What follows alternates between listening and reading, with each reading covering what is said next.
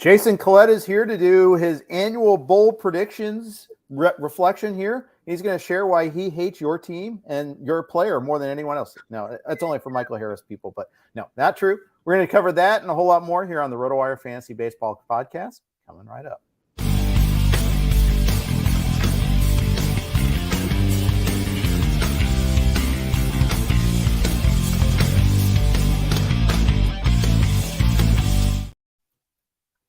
Welcome, everybody, to the RotoWire Fantasy Baseball Podcast, brought to you by the good folks at Fantrax and Underdog. We thank them for their sponsorship during draft season here. My guest today is Jason Collette. I'm Jeff Erickson. You can check out our content at RotoWire. That's where we do our work. RotoWire.com/try. Get you a peek behind the paywall if you don't already subscribe. If you don't, we invite you to check it out. If you do already subscribe, we thank you for that. Jason, welcome to the podcast. How you doing?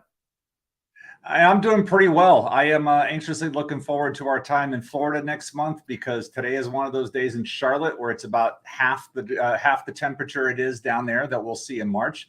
So I'm already anxiously looking forward to spring training. How about you? I live in California, so I'm good weather-wise usually, although we had a ton of rain. It's gotten a little cold here and there. By cold, I mean frost on the windshield cold, but hey, nothing like we have in most parts of the country right now. So hopefully I can bring that warm energy to you guys. I'm excited though. I mean, we're setting all of our draft dates now. More content's coming up on the site on a daily basis. I'm writing more baseball now, writing less football. These things coincide with each other. Very excited about that. Spring training starting up really soon. I'm not doing labor in person. I always do. Lately, I've been doing the mixed online draft, just timing kid-wise and all that, how that goes. So, but yeah, very looking forward to everything coming up here. Let's jump right into it. You do a feature called Bold Predictions every year on RotoWire. Very well received. One of our most popular columns every year. And you do it division by division. Your AL Central one just came up. You've done the AL East and NL East. And I got to start right off the top with NL East because Michael Harris is a hot button guy on Twitter. A lot of people love him. I'm loyal to him. He was a hell of a pickup for me last year. Thank you, James Anderson. But I recognize there are flaws with him, and you're worried about him, and you don't even have him in your top 75. Well, so to put context around the series, I've been doing this. Yep. The first guy that I ever said anything about was J.J. Hardy. So that puts the series in context. How long, like the what if scenarios with this. And, there's been a lot of talk. I heard the other day on Rates and Barrels, and DVR were talking about like the 20th, 80th percentile outcomes with the Red Sox. And there was a good article today on The Athletic about that very team and topic. And that's kind of where I look at here. It's like, okay, you may expect the 80th percentile, but what if the 20th percentile kind of comes out? And so I like to try looking at the fringes of the possibilities. And with Michael Harris, like you said, there's a ton of credit because he was higher than anybody else last year. And I know a few people that were like, hey, man, if you ever see James, please tell him I said thank you because I drafted him because I would. So when I looked at that, we're all familiar with the sophomore slump. It hits some guys. It doesn't hit some guys. But, two things in particular stood out to me with Michael Harris the second. One is the righty-lefty splits. Now, they're not linear stickiness, so he could turn around and hit lefties this year. But last year, he really didn't. There was a pretty large split. That said, it's not going to take him out of the lineup because the defense is too good. They're going to leave him in there regardless. Yeah. So if he doesn't get any better against lefties, that pulls the batting average down because he's going to have to stay in there against those guys. And if he does, like last year, he was hitting high in the lineup every day. And if the whole lineup in Atlanta is healthy against lefties, that puts Harris down in the bottom of the lineup. So it's going to cost him some plate appearances. And then when you look at the walk minus strikeout, there's a big disparity between that. And I listed in the article a number of guys at that age that Harris is at and other guys that have had lower profiles and where things went and the outcomes were all over the place. And so if we think, could he get better? Possibly. But in the outcomes of players that are equally talented, there's some that got markedly worse. And so you have to have that that has to be on the table with Harris. You can't just say he was awesome. This is a 5-tool skill set. He could be awesome again. Much like the conversation you and Fred had. I was listening to it last night. He talked about Grossby. You're so right on a guy. You want to believe he's going to do it again, and you don't want to hear the noise. Like maybe he won't. So that's what I'm saying here with Harris. I wasn't in on him last year because I just didn't get to him. Plus, I do more AL than NL, but the volatility with the youth and the skills and the splits is enough for me to back off where his current market value is. And I think it's a good point. And it's funny, looking at your list, there's some big misses and some big hits on this list for that. You have a chart here with the walks minus K percentage, percentages list, and people in his neighborhood. Giancarlo Stanton's in there in 2012. Eloy in 2019, but you also have like Jonathan Scope. You have Victor Robles, who collapsed. Oh boy. Noteworthy is we have two other huge rookies from this class. Massive rookie class, by the way. Amazing rookie class. But Julio Rodriguez and Bobby Witt are also on this list. Yes, and Fred did a great. I love the conversation you guys had about Bobby Witt Jr.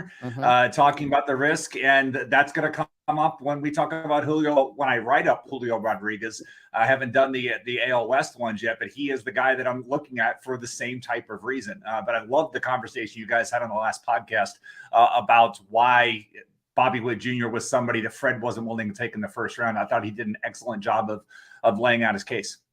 Can we just surmise that you won't be taking J-Rod top 5? We could surmise that, yes. Okay. Good note. Also, noteworthy intel research here for Tout Wars, where we play each other. But exactly, it is OBP, so it might be a little bit different there. But it is noteworthy there. Julio, despite that, still had a 345 OBP, despite that disparity in K to walk. Just shows how much he struck out, especially early on. He struck out. It was brutal. Early on, man. And so many people made a thing like it seemed like he was getting initiation by the umpires saying, you know what, son, we think you're going to be awesome. But guess what? Right now, it's the learning experience. Let's see how you handle it. Because he was getting every call go against him early on. We have receipts on that. Watch. Yeah, absolutely. That's the beauty of today's baseball is it's not just us guessing. Oh, okay, he's getting squeezed, or he's having the pitcher's getting squeezed, or this young rookie hitter's not getting the calls. We can see it. It's right there. We have data. We have MLB itself, MLB.com. With the every pitch you can see how it's been called, and you have all these now trackers on umpires and all that. It's really amazing. I wonder if there's someone has done the research to do a cross section between that umpire tracker and how they do with rookies generally. I mean, I got to wonder, there's certain umpires that probably are that way. It wouldn't surprise me. Maybe some of those guys recently retired, Joe West. So who knows where it goes, but that would be a very interesting article topic to say, hey, here, especially if you're like DFS play, who's behind the plate, who's on the mound, all that rookies up there, or you're trying to look at leaning into, the 2023 version of Julio Rodriguez in early lineups. Maybe you don't want to do that because the data shows that these guys tend to lean against those guys. Yeah, that's right. That's right. So, Rugi Odor sitting right there as a nice object lesson. Of course, even in his good year, he had a 296 OBP. So, it's wild to see that. So, always good to have a cautionary note. On the flip side for Atlanta, you're pumping up a little Dylan Lee. I shouldn't say that too loud because I'm almost on the clock in my strat league and I'm looking to add him, but pretty late. But he was good all year last year, but just didn't have the role.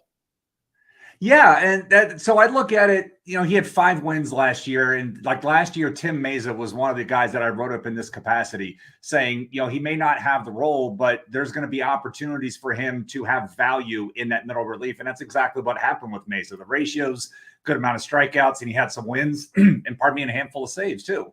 So that, when I look at what Dylan Lee, one of the things that stood out when I looked at the data was his whiff rate on his pitches was top 5 overall. He could get the swing and miss, and there was a lot of noise. There's a lot of depth in that Atlanta bullpen. but I'm going to let that play out. Like you said, you want to take him in a strat league. I believe I did 2 different draft champions over the last couple of weeks, but I believe in the First Pitch Arizona league that you and I are in together, I believe I took him around round 45 or 46. I know I took him in one of these. I'm in 2 different right now, and I don't recall which one, but I did take him late. As somebody, I'm also, if I write about a guy like this, I am very likely to roster him. It's not one of these things where I'm saying, hey, take a look at Dylan Lee, and then I don't try to target him with that. But it was just intriguing to go back and look. I wrote him up a little bit in depth back in August, along with Alex Lang, when I did that piece early on. But it's like one of these things where I'm looking at it right now. His ADP's in the 700. So he's out there extremely late. If you're in a deep mixed league or an NL league, I'm not talking active, reserves, or even watch list. Put him on your watch list, see what happens with it. But the skills there kind of look like the type of reliever that if dominoes fell, we're like running and throwing fab dollars on him because all of a sudden he's getting saves. Now, a lot of things would have to happen for that to happen in Atlanta, but Dylan Lee still has value in his current shape. Yeah. And, Atlanta's going to win a lot of games. So Raisel Iglesias isn't going to save every one of them, even if everything goes right with him. Right. There's going to be, that there's going to be a lot of different ways that we can, we can envision him kind of working himself into the mix there. So I can see it for sure. By the way, for people unfamiliar with Draft Champions Leagues, that's a 15-team league, at least the one we were in, 50 rounds, 750 players. So it goes. Or no, is my math off on that? It usually is off. Yeah, no, it's right. It's right. 15 times 5. Yeah. So there you go. It's deep. Yes. Very deep. And yeah, guys like that, you're just looking for skills. Score sheet, same thing. Any sort of sim game where you don't even have to declare a closer, or you don't have to you're not chasing saves. You're just looking for good pitchers. This is where this is really going to help you a lot. And like you said, save you on some fab dollars later if you're in like an NL only league, or even in the 15-team mix. You never know what happens if and when Iglesias gets hurt, or any closer, goes past his expiration date. I mean, those DCs are my favorite. Like last year, the one I ended up winning, I took in the 38th and 39th round, I took Stephen Kwan and Cal Raleigh. And so I'm going to get both those guys late, and that really helps. Over the final, I didn't even get in the first place until the final 2.5 weeks of the season. And then I was able to hold on over the weekend, but it really does come down to a battle of attrition. I had 10 healthy pitchers going into the final 3 weeks of the season. Like I had to start guys like Luis Sessa because I had nobody else. Everybody else was gone. So like I had to do that, but getting guys late like that is the fun of the format. I love doing that because that's your roster. There's nothing else. Those are your 50 guys to go into battle with for the season. It's just a matter of how well you drafted and how well you manage your lineups. Exactly. And, the earlier you draft, the better you can get guys like Quan, because Quan actually got some upward mobility late in draft season when it became, as he had a great spring training and it became apparent he was going to make the team. If you drafted in February, though, you could get him at the 38th, 39th round, or even later in many cases, if in a league that you weren't in, at least. Yeah, it worked out. See what I signed Diaz with my 50th round pick. Let's go Giants, put him in there at shortstop. Let's see what happens. Exactly. Miami Marlins. They've had some transition. They made a big trade for Luis Arias. They had some acquisitions last year in the free agent market, and it did not work out. Avisail Garcia was just terrible, just horrible. One of the worst. I had Craig Mish on Sirius XM a week ago or so, and he was talking about that might have been the single worst free agent signing last year. Jorge Soler wasn't better, but he was also hurt a lot. People are forgetting about him this year, though. Yeah, that's right. It's funny you mentioned Avisail Garcia because that's who I had in this column last year. And it did go poorly. And I should have remembered the sage advice of our friends Glenn and Rick. Big contract, new city, stay away. And with Soler, that came into play. Remember, he was the late signee as well. Yeah. And then he had core problems. They thought it was a quad. Then it was, I believe when I read up, it was some type of pelvic injury. I mean, you can't just try to go through a swing and you have injuries in that part of your body. It's going to be tough to do that. That said, Soler still hits the ball incredibly hard. Even before he got that injury, which settled in mid-May, he still hits the ball hard. And you can't give up on that power, especially on that team. He could, his current market, when I wrote this, his ADP was still outside the top 300. That's one of those ones I expect to rise as we get into spring training and whatnot, and we see what he's doing in camp, because the lineup spot, if he's going to hit third, fourth, or fifth, the RBIs should be there for him. Getting Luis Arias in the lineup certainly will help set the table a little better for that. But we saw what Soler was capable of once he had that change of scenery. You go back and look in the Collette Calls column, I wrote about him when he was still in Kansas City. Like, man, this is begging for a change of scenery. Let's get a trade. It didn't happen. He went to Atlanta and helped take them all the way through the World Series with what he's capable of. So he's one of those like last year's garbage guys. Everybody's out on him. I want to be back in a big way this year. Yeah, I mean, he's still the same guy that hit the World Series winning home run a couple years ago. And the thing about him too is, aside from his time in Atlanta, he's played in a lot of tough parks. He played in KC for a while, hit for a lot of power there. So the fact that he's in Miami doesn't disqualify him. So right. I like that one a lot. Meanwhile, you also like Braxton Garrett, and after the Pablo Lopez deal, his path to a spot in the rotation is a little clearer. Yeah, I mean, with Garrett, he doesn't blow you away with the raw stuff, but the slider ends up being really good. If you sit down and watch some video of him, and the slider's a really good pitch. What I like about him is he's a throwback to some of the old school guys, where he doesn't have the big velocity, but he's all around the strike zone. He's throwing 4 to 5 different pitches, depending if it's a righty or a lefty. So he's keeping guys off the toe and more. Growing up, I was a huge fan of Jimmy Key. I loved watching Jimmy Key pitch because he was that type of guy that was in and out, up and down in the zone, changing speeds. Yeah. And watching Garrett with the slider is just like, hey, as long as he's ahead in the count, he can throw that pitch and really keep batters on the defensive. So that's what I like about him. And with Lopez going away, there's opportunity for Garrett to be there. Now, I don't think he's a front end of the rotation type of guy. I think he's ultimately back half type of guy. But that said, there's still some upside in there that what didn't really come through as much last year. But I encourage people to go watch some of the video on Baseball Savant. Just click through some of the random videos and watch some of his pitches to some hitters and how he keeps them off balance. I was just really impressed watching some of that and watching some of the video clips in longer clips. Indeed. I'm a fan. I was a fan of Jimmy Key too.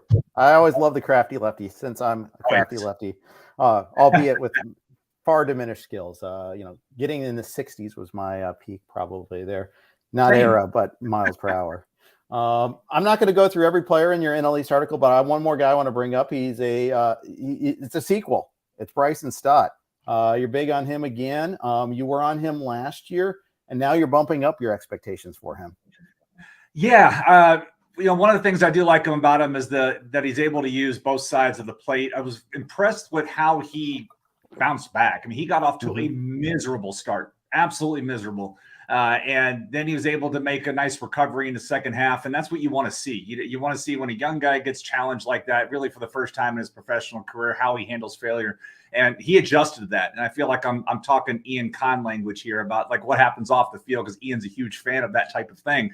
But it was just impressive to watch his growth at the plate, both watching him and then statistically in the second half to see what's there. And with Bryce Harper out for a little bit, third half, however long he's going to be out, when we look at how it's going to play out, there's opportunities for Stott to play in different spots of the lineup. And so I'm intrigued because, again, at ADP, he's still hanging out outside the top 200. But with that versatility and upside, I still believe there's more value there in him. Yeah, I do too. Did I grab him in our league, or did I grab him in another NFBC 50? I'm definitely in on Stott. The playing time is going to be there. Even when Harper gets back, I think the playing time will be there. Right. And I think he's solid up the middle for them. He's going to play second with Turner at short, obviously, but still, I like that. He's got the multi-position eligibility. I'm in on him too. I like Bryson Stott. We're going to move on to the AL East, but before we do that, I've got to share a quick note from our friends at Underdog. The fantasy baseball season is underway, and there's no better place to play than Underdog Fantasy, the easiest place to play fantasy baseball. Right now, Underdog has MLB best ball tournaments live, including the Dinger, which has $500,000 in total prizes. In best ball, all you do is join a contest, draft your team, and that's it. There are no waivers, no trades, and no in-season management. Draft 20 rounds of players and get the best cumulative scores in your starting lineup. 3 pitchers, 3 infielders, 3 outfielders, and 1 flex. Don't have to go that deep on this one, folks. It's a quick, fun draft to do. I love Underdog for that. Just hop in one all the time. You got all those live drafts. Getting started there is simple. Go to underdogfantasy.com, sign up with the promo code RWMLB, and not only will Underdog double your initial deposit up to $100, but you also get 6 months of our RotoWire subscription for free. Again, that's Underdog Fantasy, promo code RWMLB. Draft your $100,000 Dinger team today. I'm here with Jason Collette. We're doing his bold prediction series. Just the AL Central just went up live on the site. We'll hit the AL Central shortly. But I want to go over to the AL East. And I got to start in on a guy that I like the signing. I like it. It was a pretty big signing. The Yankees going out and getting Carlos Rodon. But as you cite from our good friends Glenn Colton and Rick Wolf, don't pay for free agents in the first year of their contract in a new place. Does it have to be a new place, by the way? Can it be just a new contract, but you stay home?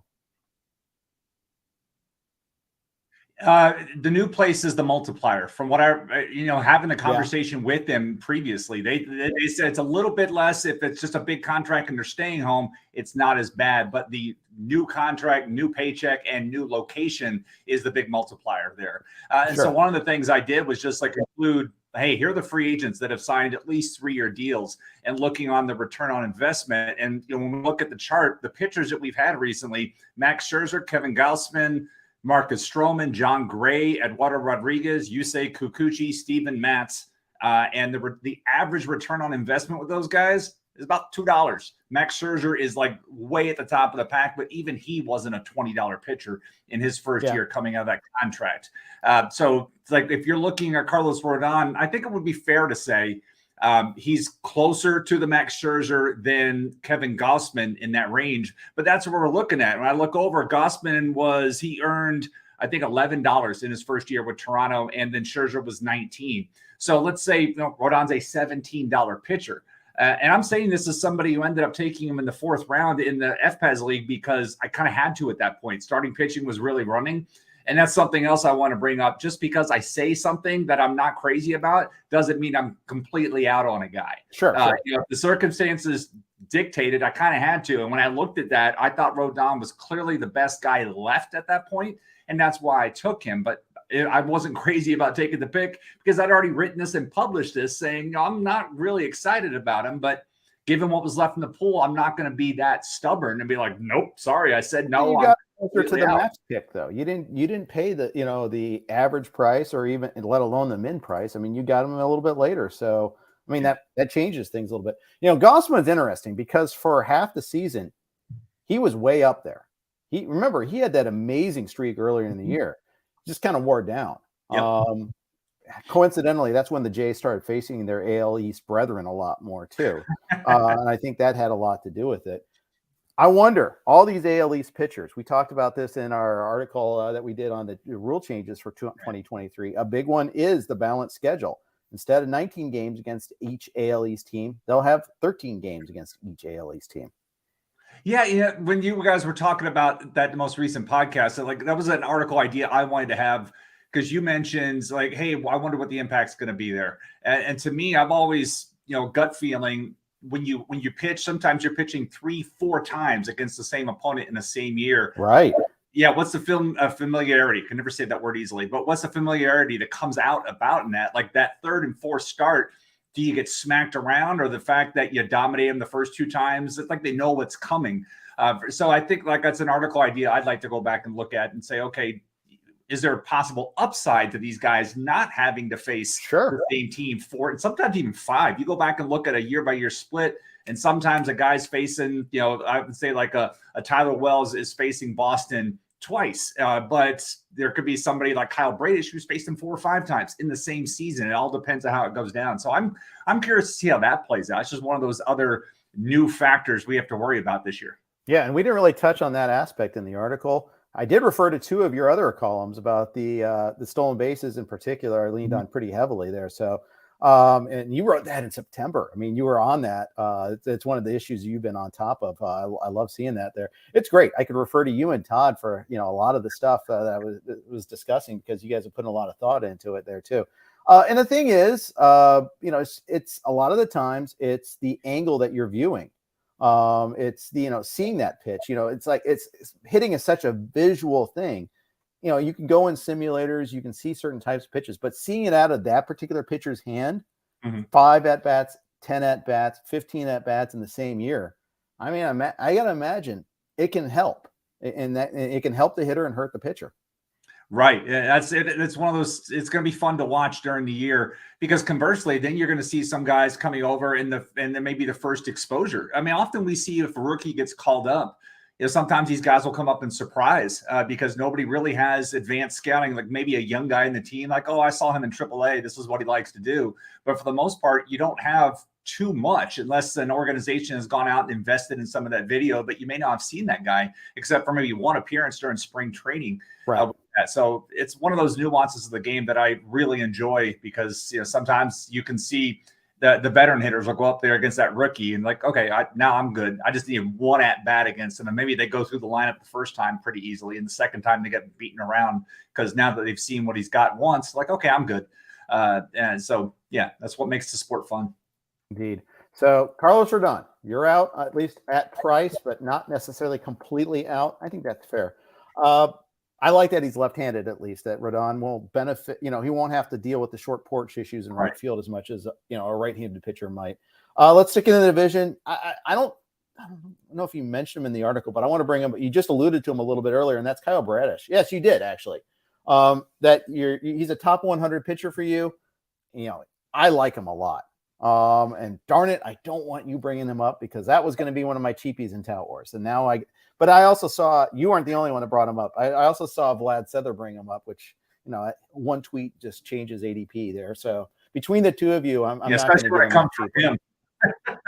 Especially when it comes from him. But I wrote up Bradish back in November or December along with Josiah Gray. And to be clear, I like Bradish much better than Gray right now. I like watching Gray. I think there's still upside there, but I believe Bradish is closer to his right now. And so I wrote him up in length, and rather than like rehash in the article, I said, hey, go back and read what I wrote about in December with him, because it's very interesting to see what he did last year. And so, yeah, even if Vlad didn't, this would have been somebody like, there's always some guy that you and me end up having bidding wars against. Oh, yeah. This would have been it. Much like at XFL, I got into one with Ryan Bloomfield with Nick Gordon. Nick Gordon's somebody I have in the AL Central, and he told me afterwards, he goes, man, we were really hoping we were going to get him cheap at the end. And I was like, no, I like him as much as you do, if not more. So that's what happened. But Bradish is right there in my wheelhouse as far as those young guys I like to take a look at in the offseason and see what's there. And I really liked what I saw under the hood. I was just listening to James and Rob DiPietro yesterday talking up Nick Gordon too. So it's kind of funny how that works. But I'll be on him. I just missed on him in my strat league. I'm bummed about that. You only get one bite of that apple, and it's essentially a dynasty league. A pitcher in the AL East that you're not necessarily going to be paying up for is Alek Manoah, and it has nothing to do with his latest Twitter kerfluffle, based on his physique brought up on MLB Network. But you have other reasons to be a little wary of him for the price. Yeah, it has nothing to do with that. I mean, the one thing, I had this concern coming into last year, and it never really materialized. He had never had that type of workload. Even in college, due to some of the issues, and then in the minors with the pandemic and all, he had never had to shoulder the workload that he was projected to do last year. And frankly, he didn't show any worse for wear until the postseason start. That was really the first time where he didn't look Alek Manoah-ish. But then when I look and I put a graph to show, like, hey, here are some the pitchers with their left on base and their BABIP. Here's what it's been like the last couple of years. And there's Manoah and McKenzie and Julio Urias on the far left fringe. The group is pretty much grouped. And then there's those three guys all the way out there. And then I can't help but think back to the early success that Jeremy Hellickson had the first couple of years.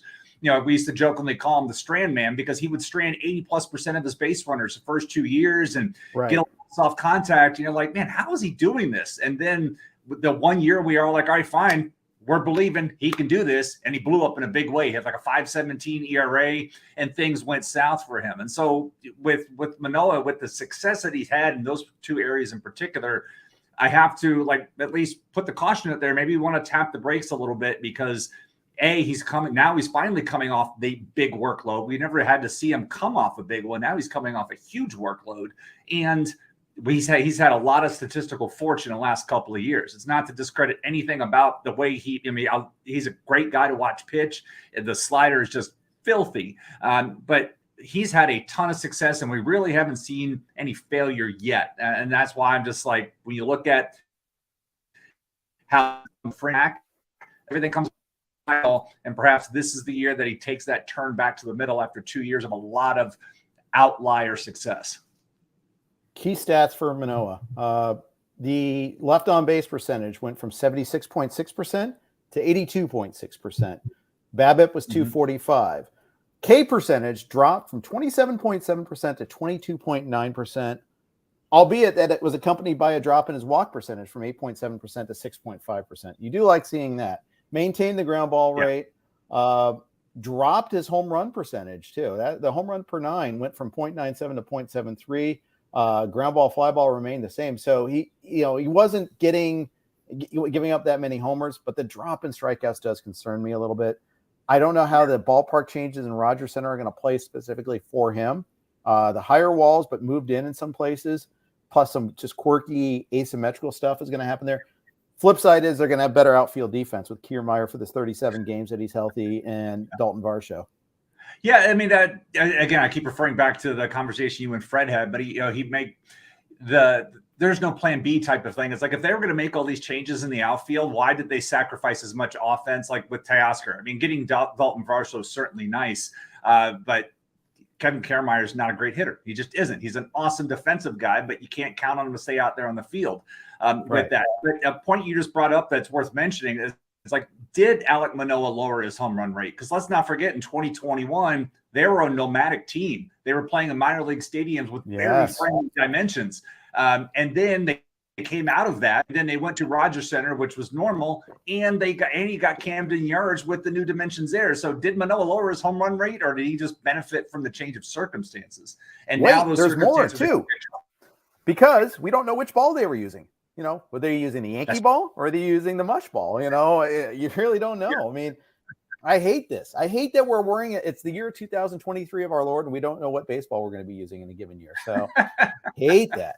Hate it. It drives me up a wall. So you can. We're talking about Jason Collette's bold predictions article. That was part of his AL East bold predictions article. If you don't already subscribe to RotoWire, please do so. And if you want to check us out for free first, you can take a peek behind the paywall. RotoWire.com/try. Check that out. No credit cards required. All you have to do is put in a valid email address and go. We'll ask you if you want to subscribe when it expires, but that's it. There's none of this automatic subscription stuff. RotoWire.com/try. Before we move on to the AL Central, I want to share a quick note from our friends at Fantrax. Fantrax is on board for the season here. And we've used Fantrax before for a number of our leagues. I've used them for college football. I've used them for baseball. We've used them for Tout Wars for their auction room. We use them for a lot of different places. You can check it out. But basically, the key big thing for them here is that it's a customizable platform. It has the biggest, deepest list for players. It's great. Any sort of player in a keeper, dynasty, redraft, best ball league, it's there. If you're coming from another service, Fantrax makes it easy. You can import any of your current leagues and customize if needed. They offer the most in-depth player pool, as we mentioned. It's a customizable service for your league. Waivers, categories, scoring system, schedule, all of that is customizable for them, and it's free. You can sign up for free today and be entered to win an official MLB signed jersey from Vladimir Guerrero Jr. Easy for me to say. Simply go to fantrax.com/RotoWire and sign up today. That's fantrax.com/RotoWire. Fantrax, the home of fantasy sports. Also, all of our podcasts are on the Blue Wire Network. We are happy to be part of the Blue Wire Network. So happy, we're going to play their ads right here. Thank you for your indulgence with that. Thank you to the Blue Wire Network for hosting us. I'm here with Jason Collette. You can follow Jason on Twitter. You can read at Jason Collette, Collette. And of course, you can read him on RotoWire. You can hear him on the Sleeper and Bust podcast over at Fangraphs as well. And you'll see him at Tout Wars. Looking forward to that. Jason, let's hit the AL Central. This is where you celebrated Kwanzaa last year. What do we got going on from the Guardians this year? From the Guardians this year, what I really like is the resurgence of Josh Bell. Josh Bell, the last time I had him in this bold prediction series was when he had the big year for Pittsburgh. And I believe him landing in Cleveland in the middle of that lineup is going to be huge for him. I mean, he had that 116 RBI season that year for Pittsburgh, but he hasn't broken the 90 RBI plateau since. And I believe he's in for a big year this year, looking with Stephen Kwan there, with Ahmed Rosario and Jose Ramirez in front of him. The opportunities are there for him. I mean, last year, Josh Naylor had as many RBIs as he did, even though he wasn't even the full-time cleanup guy. He only hit cleanup like 70-something times last year, and he wasn't in there all the time against lefties, but he had one of the highest percentages of base runners on base when he was at the plate last year. And a lot of that came from hitting behind that trio last year. And that's the spot that Josh Bell gets to inherit. And Josh Bell doesn't get taken out of the lineup. As long as he's healthy, Josh Bell's playing 155 plus games. So he's going to have the opportunity to get in there and hit with 1, 2, possibly all 3 of those guys on base at times. And I believe he's in for a big RBI season. The home runs, the 2019 was obviously, is what it was. That's not there, but the RBI chances should be there aplenty for him now that he's in this. Now, the risk we run is the whole new contract, new place type of thing. But I would have to believe that Josh Bell's a little familiar with that, the way he's had to move around the last couple of years. So This isn't the first time. This is his relocation in the last, year and a half, 2 years. And so it's maybe that's an old hat for him now at this point, but I love the landing spot here for him and his ADP, at 177 with a min of 151. I don't believe is truly reflecting his upside.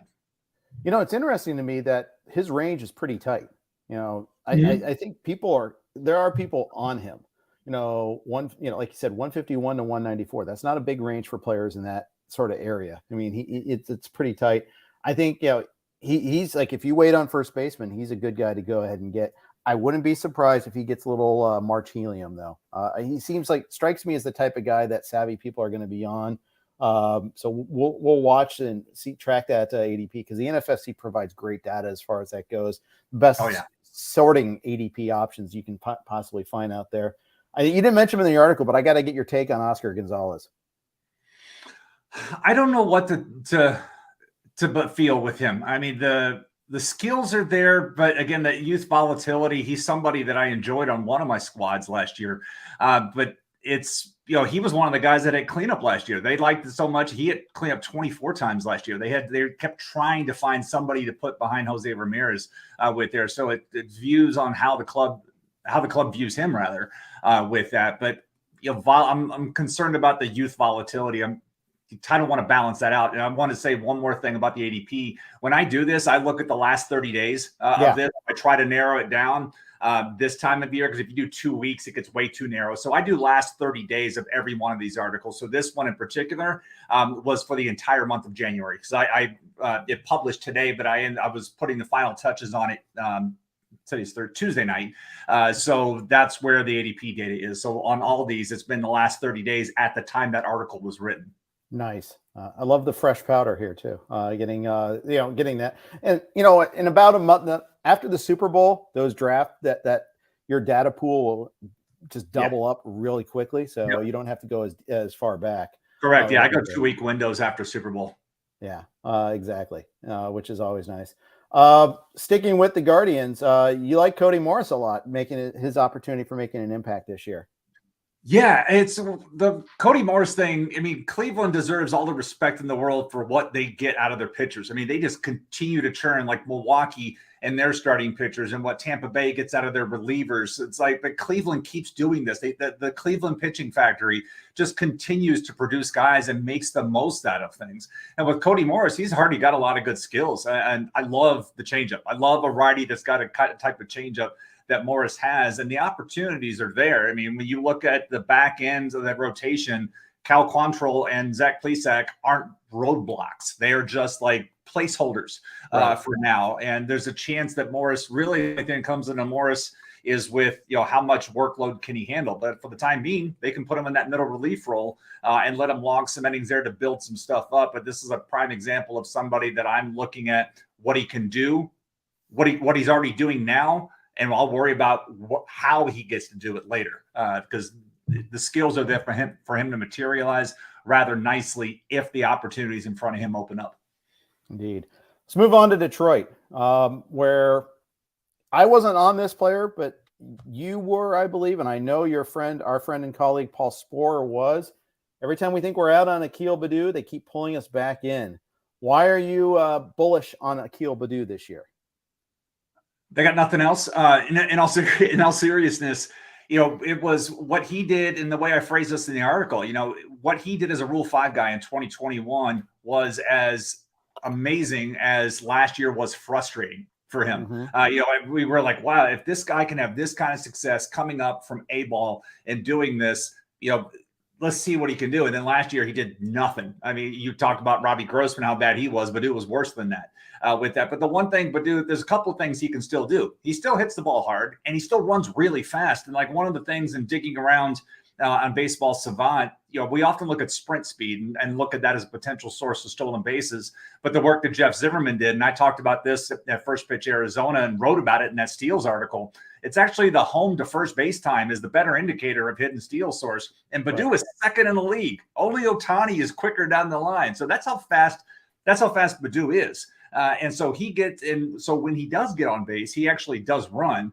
But the problem was last year he was 64% successful. So that's, he's got to get better than that in that capacity. But the raw speed is there. In Jeff's recent work, he wrote a piece last week that talked about spots in the lineup that are productive to stolen bases and hitting down there at the bottom, either being first, seventh, eighth, or ninth is an opportunity for stolen bases. So if you start 9 and then you move up, that's even better for you. And so Baddoo is starting from the bottom, trying to work his way up top. And when you look at that price, the price he's at, ADP is 460. He is firmly in the reserves and not even being drafted in some of the shallower formats because of this. But, we're not that far removed from success. The skills are still there, and it's tough to quit on this speed because if the changes in the running game, if all this stuff plays out, he has the skills that could take advantage of that. And so reserve rounds, I want to make room for a guy like this because he's shown the success at the plate. And I'm not ready to give up on him because many a fantasy manager has been burned on that guy's dead to me. He screwed me last year, not touching him. And then somebody else enjoys that success. You're like, oh man, why did I quit on him? So this is a good example of a guy I don't want to quit on just yet. Right. You take the Chris Liss, he owes me approach as opposed to the dead to me approach. Plus the fences are moving in center field and they're being lowered in right center. So that's another reason. As Baddoo is a lefty, that helps him a little bit. Helps Riley Green. Not a whole lot of lefties in that Detroit lineup, but both of those guys could be helped. And Austin Meadows as well, I suppose. What do you make of Austin Meadows? Former Ray, now a Tiger, had major injuries, dealt with depression a little bit last year as well. Are you back in on him, or are you just going to take a kind of a root for him, but not on my roster sort of approach? The latter approach. I mean, I'm having a very tough time believing a guy that was essentially out of baseball all last year, dealing with what he did, is going to be able to come back and make an impact. Right now, I see him projected at the top of the lineup, which to me is mind blowing. Because he doesn't hit lefties. He should not be in there every day. It's something he struggles against.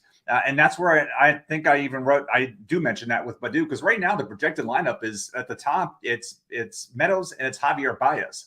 And Baddoo is better than both of those guys in getting on base. And so that's where the opportunity for Baddoo is there. But for Meadows, I want him to succeed. I'd like to see him bounce back from everything that he's had to deal with. At the same time, it's just a really tough uphill climb to take that much time off of baseball and then try to jump back in and have the level of success that he has, that Meadows has previously displayed. He's been a really talented hitter. He was a big part of the Rays postseason push, but the trade, at first when they made that trade, I was like, ooh, wow, that's rough. But Harold Ramirez has been good too on this end, and so we'll see where it goes. I'm hoping he succeeds, but at the same time, he's probably going to do it on somebody else's roster. Yeah. It's wild to see that Isaac Paredes was more valuable. Thank you. That's the one. Yeah, it was. I always, for some reason, I always mix the two names up. But yeah, Paredes, when that. Well, they're both former Tigers on the Rays, being true. productive. So there you go. But it's wild. I've got more Rays questions for you, but first we're going to finish out the tour of the AL Central. Brady Singer, really good second half last year. Weird start to the season where they actually sent him down for a little bit, but he's good. He's a good pitcher. It's like one step away type of thing. Like if he could get a more effective off-speed pitch, he could really take off. The sinker and slider are great. If you watch him pitch, I got to see him a couple of times in the second half. I saw him. I mentioned this in the article. He had back-to-back starts where he struck out 10 and 12 against Tampa Bay and New York. I happened to watch both of those games. And was just impressed. Like the ball's coming to home plate, and that's going to be a sinker. Nope, it's slider. And like how those pitches are tunneled and how he uses them. But if he could come up with an effective off-speed pitch, that could really take off. And, Royals fans are probably nodding in approval on this, but Cal Eldred was not a good pitching coach for them. And there was a lot of stuff written about it. And so they have a brand new pitching coach who embraces analytics, and Matt Quatraro brought him in. And so it's like you got two coaches, one coming from Matt Quatraro comes out of the Rays family. He brings in the pitching coach, Brian Sweeney, had to remember his name, brings him in from Cleveland, from the Cleveland pitching factory. Seems like a good place to grab one. Yeah. Sorry. Seems like as good a place, a fertile ground as ever to hunt from. So not exactly. bad. That's what I was excited to see. Okay, you got that mindset, and you got like, okay, hey Brady, this is what you're doing well. If we can just unlock this one thing for you, it could really take off for him. And so if that comes into play, because right now against righties, and that's the way it should be, it's sinker, slider. But if he can get a third pitch, it could get nasty in a hurry. Because you watch him pitch, he's already good. He's already succeeding with 2.25 pitches, 2.5 pitches. He gets the 3 full pitches, and he could take another jump. They're an interesting team. They're halfway there. Yeah, they could be good. They've got some interesting names. Pasquantino, of course, who I love. Bobby Witt, everybody loves. I like MJ Melendez. But then you look at the bottom half of the lineup. You look at what they've been able to do from the rotation, and it's like, they could come quick though if they fix the pitching thing. They spent so much draft capital on these arms in the draft and have gotten so little return from them. Yeah. Even in the minor league level. I mean, you look at like Asa Lacy and how he regressed so badly as a pro. Yep. Like, what are they doing so egregiously wrong? I don't. There's been a lot written about it. I would say there were few fans of Eldred. There were, I believe, Eno even wrote an article about Kansas City and the approach as a whole and how it wasn't working too well, as you said, top down. So it'll be really curious to see what Brian Sweeney's able to do at the major league level with the staff, because they have some talented pieces there, and if they can squeeze a little more out of them and unlock some of the things that weren't being unlocked by Cal Eldred and the rest, it should be fun to watch. I would say it'd be a shame if all this young hitting talent and then somebody like Michael Garcia at shortstop, if that materializes, how fun things could get for them. Absolutely. Let's move on to the Twins a little bit here. You alluded to it earlier. You're big on Nick Gordon. I am. I really liked what he was able to do in the second half. He's got more loft into his swing. He was, he's always been able to hit the ball hard, but Yandy Diaz syndrome, it was at the ground. And then last year, as things got on, he started getting more loft into the baseball and really driving it and pulling it. It was impressive to watch what Nick Gordon was able to do in the second half. And when you look at the overall projections, I put your projections, Derek, Carty's, Steamer, and Ariel Cohen's. I put those 4. And right now, nobody projects him even as a full-time player. With that, even with the trade of Luis Arias, he's still projected and even being discussed as what Luis Arias was last year. If you remember coming into the year, Arias's draft cost was 23rd round, around there, because he didn't have a position. They said he was going to be a nomad. He's going to play a little bit here, a little bit there. They had him projected 9th in the lineup, which is where Gordon's projected right now. And then quickly, Arias was hitting leadoff, and he was out there every day with that situation. So Gordon has the talent to be somebody that could have a double-digit home run and stolen base season with more opportunity. And I was impressed with what I saw in the second half. And so starting in XFL, $8 wasn't a huge cost considering inflation and everything that we deal with in that draft to get him there. I know it's not going to cost me $8 to get him in AL Labor or AL Tau. It's going to cost more, even though those are two different formats. It's going to cost more because the market has moved up on him this winter with more and more people getting on board. Gordon and Kirilloff both are going to cost more than they did before the trade. Kirilloff has a path to playing time now too. I didn't like that trade for the Marlins. I thought Arias, they traded him. This was the definition of sell high. I thought more playing time than ever. Yes. Things went perfectly in terms of the in terms of the batting average, winning the batting title and all that. Yes, we know he has that skill, but what else does he do? He's not a good fielder. It's really kind of, he played so many games because he played first base a lot. That's not going to happen too much with the Marlins. And they got Pablo Lopez and prospects from that. If you did this trade a year ago, we'd be howling. How could you give up Pablo Lopez for this punch and Judy hitter? That's exactly right. That's exactly right. So it was, credit to Minnesota for selling high. And I would say shame on Miami for tipping their hat. Back in September, they came out and said, we want more high contact hitters. Those were the words from the GM. We're looking for a more contact lineup. They went out and got the highest contact guy in the game last year and had to pay a pretty penny for it because it's what they said they wanted. It's like playing poker with your cards backwards. Exactly. And, it's partially because they struck out on trying to get all of their get all the free agents that they're trying to get, like Jose Abreu. They couldn't get they were in the market for some of the other free agent hitters out there. Couldn't get any of them. Wouldn't. Depends on how you clarify that there. What are you offering? that's always the thing, right? So exactly. There you go. Let's finish with your Rays. One guy that was mentioned in your AL East bold predictions article, but I just want to talk about them. He's one of the guys that got paid this offseason. They didn't have any big offseason acquisitions, but they kept their own. And they don't always do that. They and I would also say they haven't had any big offseason acquisitions yet.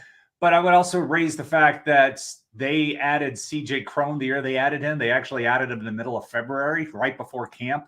And so they've done a couple of times. They've added guys during February and during March. I mentioned Harold Ramirez erroneously earlier, but that was an example of somebody they added late in camp who ended up having a factor. So they really do play the slow game in some of these things. But in this case, with they went out and extended Yandy Diaz, but Pete Fairbanks was the one. And when you're talking about how the Rays have just run through relievers as they have in previous years, it's kind of shocking to see them invest in a reliever, especially one that's had 2 Tommy John surgeries and missed a good chunk of last year with an oblique injury. So he's had a questionable health, but last year he really took off. It was fun to watch him pitch because he's come up higher with his arm angle, and now he's throwing that an 11-5 slider, and the arm angle change has really made his fastball ride. It was already something that he could throw upper 90s, touch 100, even go 101 every now and then. But it's got a lot of movement to it, and a slider. If you're trying to catch up in that heat, you're sitting heat. The slider made a lot of guys look stupid last year. But when he came back from that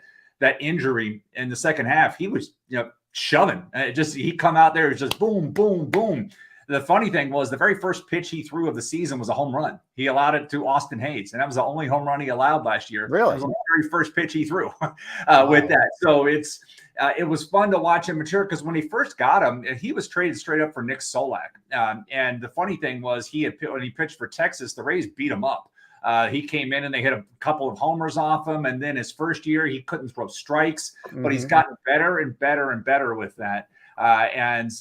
And he is, like, to me, I see him being the primary closer. And I know it's funny to say for a team that has had 10 plus different pitchers get saves for 4 years now. Even in the 60-game season, they had that many guys. Right. But they've had primary guys. Emilio Pagan was a primary guy. Diego Castillo was a primary guy. Andrew Kittredge, before he got hurt, was a primary guy. So they've had primary guys, but every season something's happened to those guys where it's impacted them. So for them to invest in him like this, to me, is them planting their flag like this is our guy. And they have Jason Adams certainly proved his worth, and he was a very late acquisition last year. Garrett Clevenger has some upside too. So they've got Colin Poche coming fully back from his Tommy John. So they've got some other options. But the fact that they put the financial investment in the Fairbanks, to me, says this is the guy that we're coming out with. Now, we're still going to have guys getting saves here and there, but this is going to be our primary guy. And I would honestly be surprised if Fairbanks didn't have the 20-plus saves this season. It's just so tough to trust Kevin Cash. That's the problem. Yeah. In the name of Nick Anderson, I say that, but or all that, but and not that Anderson's a factor. He's not even in the organization. He's with Atlanta now, but he just flamed out. He was great. I mean, Nick Anderson, when they acquired him, was a great guy too. Yeah. But frankly, 2020 he got overused in the playoffs. Yeah. So it was one of life's rich ironies that they tried to avoid overusing their starters by overusing their reliever. Came back to haunt him, unfortunately. Sorry to bring that up. And there's stuff written out there about that. Yeah, well, there's stuff written out there about that. You can't overuse your relievers in a postseason series, because the more exposure, as we were talking about earlier with starting pitcher. Well, if you see that same reliever 4 times in 6 games, you know what's coming. And then the fact that he was basically dragging his arm out there to the mound at that point, his fastball velocity was down. To me, that was the ultimate sin. It wasn't pulling Blake Snell; it was bringing in Nick Anderson in that moment. That moment, for sure. I think there's a little bit of Blake Snell too, but you got to just judge how he's doing and not necessarily the pitch count or and all that. But the other issue with Fairbanks is health. I mean, he had the torn lat issue last year. Yeah. He's had Tommy John before. He's a max effort reliever. I mean, I guess health is an issue for most of those guys. So it is. It could be with any of it. No, go ahead. No, that's all right. Go ahead. You're good. Go ahead. Yeah, no, it could be a health. And I've referred to Jeff Zimmerman's work a couple of times. He had something recently about the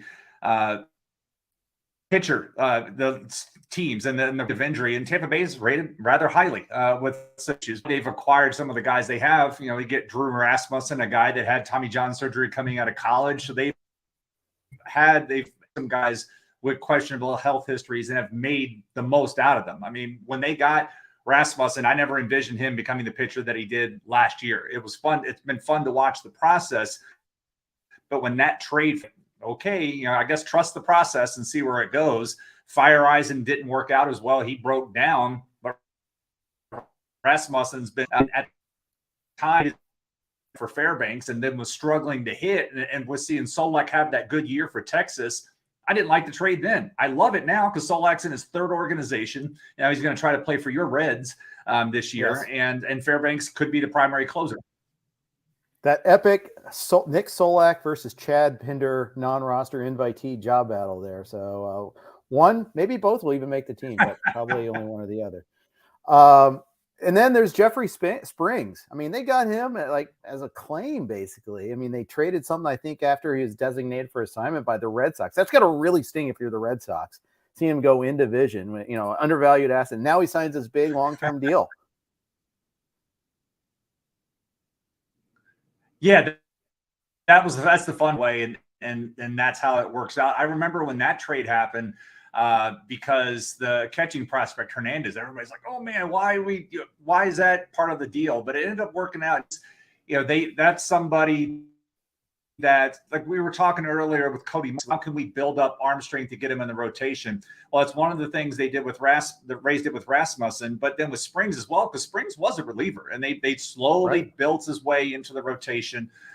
And then you just saw his stuff take off. The Rays have a way of doing things with pitchers, and Kyle Snyder make the most of what they do well. And it certainly has worked with Springs. And it was really fun to watch him pitch, because last year his acquisition cost was like nothing. I remember I got him in the 5th round of my local AL only reserve draft. That's what it cost to get him. I don't remember where he went in tout or labor. Maybe he was dollar days, but in my home league, which is a 10-team league, I got him in the 5th round of the reserves. And he was arguably my best pitcher. Yeah, absolutely. He was awesome. Just the thing is, he doesn't throw especially hard. He doesn't get a ton of strikeouts, but he was good. He just was really good. And I'm trying to see if I can hurry up, see if I can find the Tout Wars here to see pull that up, because you can find that on the site. I don't even know if he was drafted. I almost feel like he was a pickup. So I'm checking that out now, but I got to make sure I get the AL though. Yeah, I'm going to myself if I didn't take him. Yeah. Yeah. I want to say I did, but I had to pay for it. But I'm ashamed if I didn't. Man, no, he was not taken in the auction or the draft or the reserve draft. He was a free agent pickup in an AL only expert league. So that just shows. I mean, what a difference a year makes. So wow, what kind of fan am I? I'm awful. I don't know. You can blame it on it was a lockout year. No one knew anything. But anyways, yeah, I love seeing that the Rays are spending that sort of, spending that money now and keeping some guys. They do that with their big time prospects, not always with guys like this. Right. Yeah. I mean, we'll see. I keep trying to wish cast acquisitions. It's like I read an article the other day where Texas isn't sure how they're going to use Mitch Garver this year. They already have Jonah Heim. They want to see what they have out of Sam Huff. They're not sure if Garver's even going to be able to catch. So do they really want to clog up full-time DH? And the Rays haven't done anything to add to the offense this winter. So I was like, hey, that'd be interesting. Or you look at somebody else I mentioned, the AL Central, Nick Pratto with the Royals. Yeah, it's an Adam Dunn-like profile. But with Nick Pratto right now, when you look at first base, Vinny Pasquantino is going to have that locked up. Left field, that's going to be MJ Melendez for the most part right now. And so where would Pratto end up playing? And maybe Kansas City can move a guy like Pratto because they have so much offense for some pitching. And look at an organization who has some pitching, and Tampa Bay has got some of that. So it's like the fan of me is trying to wish cast some trades because the team has just signed they're done these extensions out and trying to do something on the market. Yeah. Well, they have the flexibility to do so. So I'm intrigued to see what happens there. Jason, good stuff. Always fun talking with you. Love this series. Looking forward to the next 3 articles coming out. You're working on NL Central next, I take it? Yes, NL Central's next, and then it'll go AL West and wrap up with the NL West. So all that'll be done by the end of February. Right in time for the heavy part of March draft season. So, everybody that's in AL labor with me will know the 30 AL guys that are written about. And then everybody in the NL league will have that all. But wrapping that up and looking forward to some more drafts. I have a RotoWire Online Championship to sign up for and hopefully do better this year. 2 years ago, I finished second. Last year, I finished well below second. Too many risks on that team. I did win a draft champions, but wasn't the RotoWire Online Championship. So I'm hoping to do better in that. I got to set that date and busy March. I looked at my calendar. I know you have the same thing, but I opened up my calendar and was like, yeah, honey, there's every single weekend's full of some of the midweek. I just, committed to the GDD draft with Cozzolino and everybody. It's like Tuesday night, the 21st of March. So it's going to be a busy month, but it is the best. That's why we call it March Madness for a variety of reasons. Indeed. All right, big thanks to our friends listening in here. Appreciate that. Thanks to Fantrax. Thanks to Underdog as well for the sponsorship. Thank you for listening. Thanks. Coming up tomorrow, we got Todd Zola and Clay Link. They're going to talk a little best ball as well as, there's no 2-star starters right now. So we're going to talk roundtable rankings instead. Make sure to tune in for that. Thanks for listening. Take care.